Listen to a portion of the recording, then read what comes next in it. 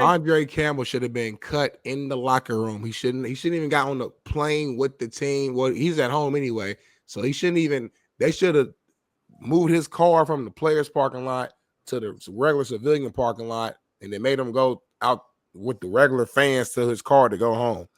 What he did yesterday was soft. I don't care what the situation was. He's been starting all year. Wait, you're not defending him? Oh, let me hear this. Cook. He's been starting all year. He's been playing decently, whatever. Obviously, Dre Greenlaw, who's an all-pro type of player, came back healthy. First game back since the Super Bowl. They start him, and now this guy wants to have a pissy fit. He wants to go out there and when I'm not starting anymore. You're not playing me anymore. And then the second half starts, and I think Dre Greenlaw had to go out, and they asked this guy to go in. He said, "I don't want to play." Are you kidding me, man? Like that's soft. That's some of the softest shit I've ever seen in my life. I've never. We had some examples of, like, obviously, the homie retired during halftime, but at least with that, he was actually done playing. Like he retired, he was done. This dude right here isn't giving us sign that he's done playing. He was just pissed off that he was no longer getting the reps that he got all season long because the starter came back. What you expect, homie? What you expect? The starter gonna come back and get his job back. That's football. That's life. But he's pissed off, don't know how to handle a little bit of adversity, and walked off not just on himself, he walked off on his teammates. I don't care what beef you got with Kyle Shanahan or the coaching staff. Have some care for your brothers in the locker room, especially in the middle of a game when, again, it's the first game back from a guy who had an Achilles tear. So he's not in football shape. There's no way to get in football shape without playing football. So he's going to need somebody to come in, get reps, etc.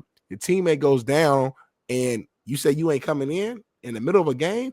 If you didn't want to play, tell coach that before the game. So now a coach can put together a plan. He knows you're not playing, and he can kind of figure out how he's going to adjust. To do that in the middle of the third quarter, you're letting your team down, homie. And it was a close game. Like, who knows what could have happened? Maybe you get the game-winning pick. You get a pick six or a fumble recovery and scoop and score, or like whatever the situation may be. You don't know. It's football, homie.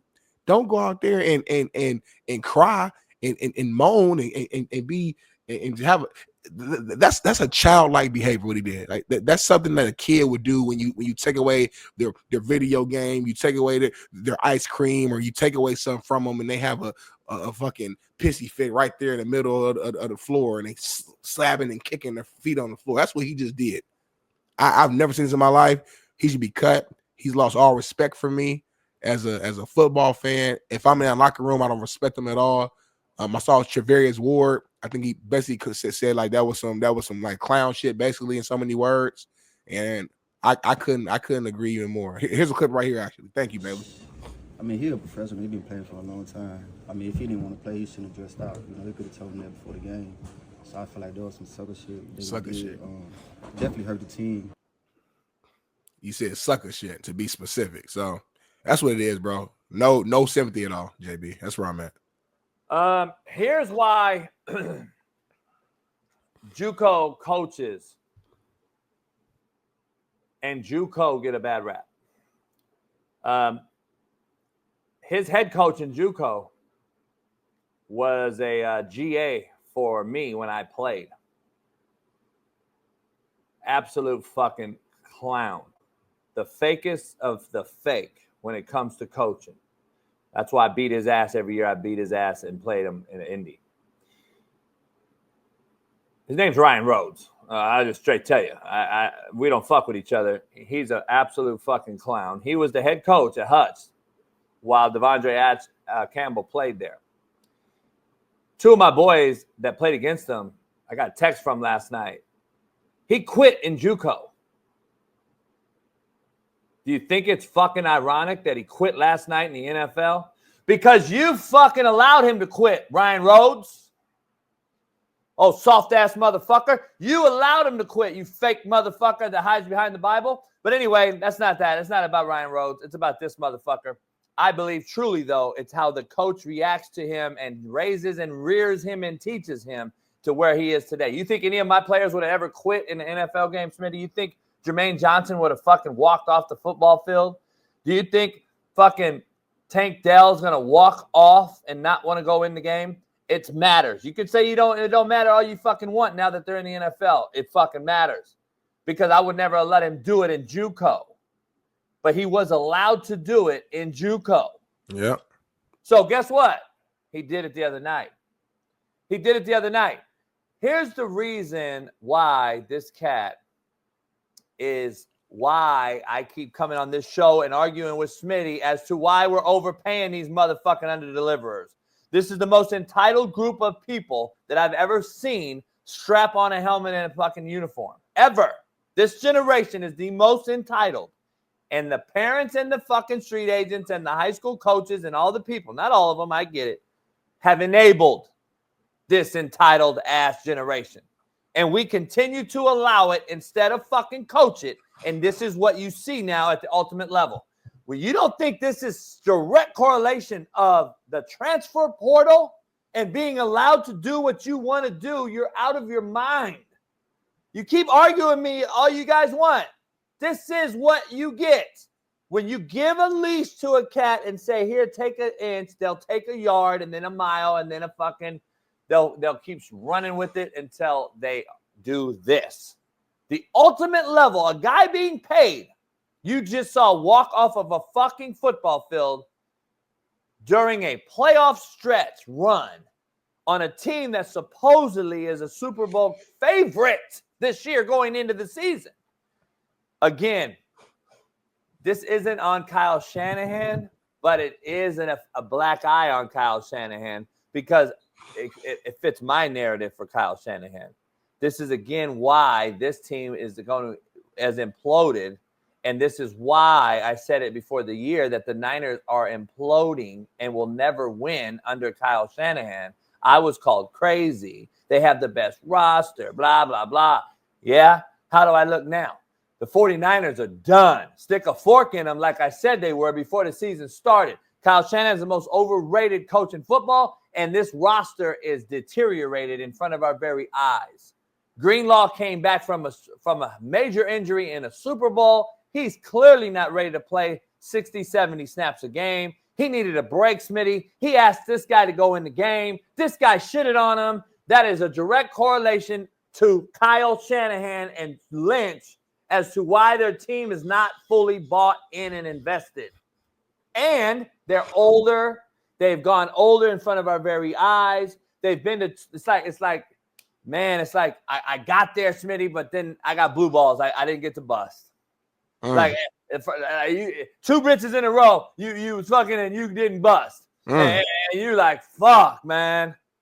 Cool. Like cool session though. Foreplay was great. Y'all winning. Shit's over. You're like, fuck, smash him, but you just didn't finish. Yeah, I'm quitting playing. I'm quitting chasing pussy. And then that's when the motherfuckers go the other way. Well, I ain't saying all that, but I'm gonna say this, man. Devondre Campbell, man, what you just did, you just tarnish your resume. Because if I'm another team, because they gonna cut you. If it ain't, I'm sure. I'm surprised it ain't broke. I wouldn't be shocked if they don't cut him though. I'm not gonna be surprised. Smitty, I'm not gonna be surprised if they don't cut him. I'm gonna be surprised because there's no way because he's lost the locker room. It's bigger than Shanahan and bigger than anybody else. The locker room, the teammates immediately already called him out. George Kittle had comments too. George Kittle called him out too. So you got star players, Travarius Ward, George Kittle. It's a wrap. You can't come to film today and be in the locker room with your teammates with your flops on and just watching film and think everything cool. Like hell no, bro. It's a wrap. Guys on ESPN already defending them, Smitty. And I think other teams. I don't think no other teams ain't gonna want to pick them up either. That's crazy, bro. Because now I know, like, if you got quit in your blood, you a quitter. Homie, we've been seeing it more and more and more, though, Smitty. I can't quit. I've been calling this shit out for how long? I couldn't. You've been defending these motherfuckers. I'm just telling you. I couldn't do that. I couldn't quit. That ain't in my blood. I wanted to be on the field at all times, no matter if I was I don't give a fuck. This dude is built different, and he's 31 years old. He's my age, so it's just like I can't even say, oh, he's 23. He's young cats. Nah, he's my age, so like this just must be in him. And I didn't know he quit in JuCo. You said so that goes to show you this is something that he's been doing. That's why I don't blame Shanahan. This has been in his blood. This is who this Campbell cat is. You blame Shanahan for, I guess, picking him up on the team. I guess you can blame him for that, or Lynch or whatever as the GM for doing that. I'm not putting this actual action on anybody else but Campbell. He's a grown-ass man who made a little boy decision. And he backed out and quit on his teammates in the biggest moment of a game, a playoff situation where your team is fighting for playoff position, and you in the game still. You can win this game, and your teammate goes out, and asks you to come in, and you don't do that, bro. That shit pissed me off the more I'm even thinking about it too. Just thinking about how a locker room goes and the dynamic and all the work you put together, and for you to quit on your brothers, man. Because I would tell my teammates that. I said, I don't give a fuck about coach, respectfully. I don't care how you feel about coach. I don't care if he's pissing you off, whatever. I said, I'm your brother. I done ran 110s with you. We done squad together. We done bled together, cried. We done got injuries together. We done everything together. Don't quit on me. I don't give a fuck how you feel about the D-line coach or the head coach, or I don't like you. I don't care. You doing this for each other right now. So for you to do that to your teammate, bro, zero respect. Zero respect. But Shanahan's lost the locker room. It's not a question. I'd be damned. I'd be shocked. There's no way that I have a kid leave the field on me. There's just no way. I'm just sorry. Not that I'm not saying it in a physical way. I'm saying it in a bought-in way. Like, there's no way that this dude's gonna shit on me like that. Hold on. Someone is about to get a great football player that's been badly misused. Oh well, let's get it though, man. This is JuCo. And now he's bragging about it. Homie bragging about quitting. Just keep the quote up here for me. I want everybody to see, because this is this JuCo, homie. This is JuCo 101, bro. Break it down, JB. This is JuCo, homie. You're allowed to do this shit in JuCo. Not in my JuCo, but this is what you do in JuCo. This is what you fucking say in JuCo. Can't spell, can't write, can't read. Fucking just write any fucking thing out there. Just put some stupid shit out there. See, Smitty, I would have had a JuCo kid do this in JuCo, and I would have corrected his grammar. I would have told him to take it down and rewrite it, reword it. I would have taught him that, listen, there's D1s out here reading your tweets, and they're not going to take you now. Well, in this instance, Smitty, we've allowed it for so long. Ryan Rhodes allowed it and never helped the kid because he's a selfish fuck who didn't care about anything but himself. And this kid now boomed on, went on to university, played, then he got drafted. And now he's still doing the same shit that he did in JuCo, Smitty, in 2012. Or whatever. I think he was at JuCo at Hudson 12. So if this cat's doing the same thing, doesn't that go back to like, okay, I was allowed to do this somewhere, wherever you want to say it. Somewhere I was allowed to do it and got away with it, and I'm going to continue to do it and get away with it. If anyone out there wants to change the game at the highest level, do not take this guy and make sure he never plays another down in the NFL. Make sure that he never plays another down in the NFL, GMs, coaches, owners. If I'm a football coach on one of the 32, I'm telling my GM and owner, if you take this guy and bring him on our team, I'm done. Do not do it, because he is a cancer to our fucking foundation, to our culture, to our locker room. And I will look horrific addressing my players when we say we're taking Devondre Campbell. We have a hole. We need to fill a linebacker spot, Smitty.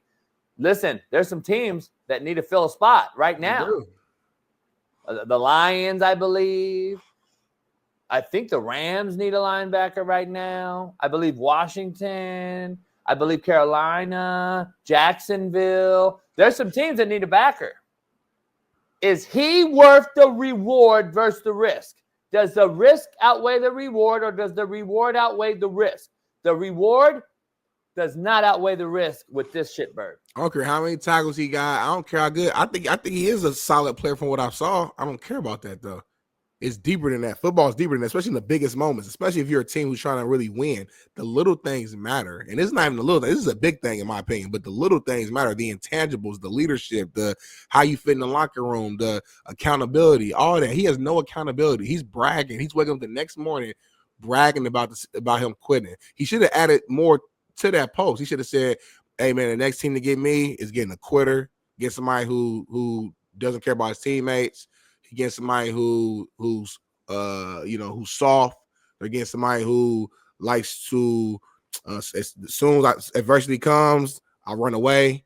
You're getting somebody who will walk off his teammates in the third quarter, and you're just getting an overall just soft-minded person. That's what you're getting, man. So if you want a soft linebacker, hey man, I'm out here. I just got cut.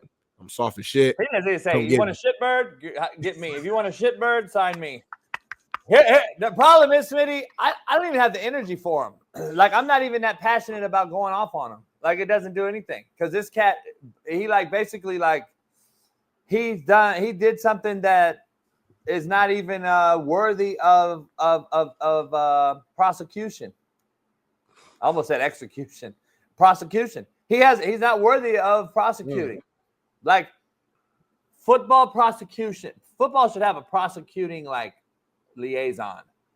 And if you're prosecuted in the NFL level for doing some dumb shit like this, that means that you don't get a shot on another roster. Right. Whether you want to call it persecution, prosecution, prostitution, I don't really give a fuck. You prostituted your motherfucking self last night, Devondre Campbell. You're a prostitute, homie, because you got female vibes. And that is what a female does. She avoids conflict. She avoids the truth. She avoids drama, and she walks out. That's what a female does, homie. And the male's supposed to go chase her down and beg her back. That's what a female wants the male to do, homie, because the male is the hunter. The female is the hunted. You are the hunted right now, Devondre Campbell. And that's a straight biatch.